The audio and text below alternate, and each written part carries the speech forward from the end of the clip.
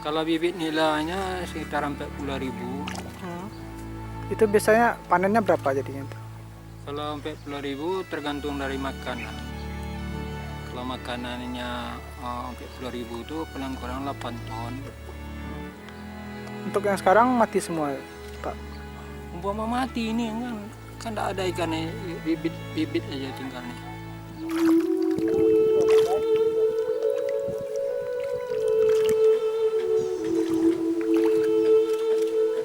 Berapa tahun nggak tahu ya.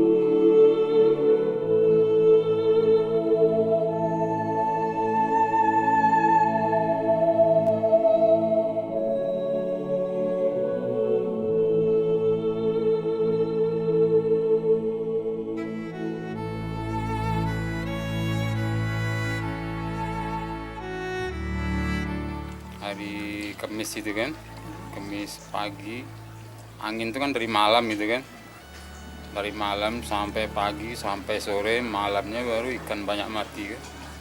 Ya kalau penyebabnya itu angin besar itu Terus menerus.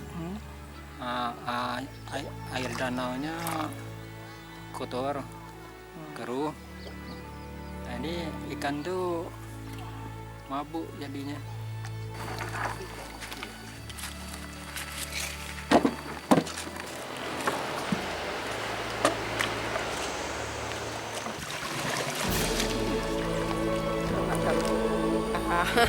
Gimana?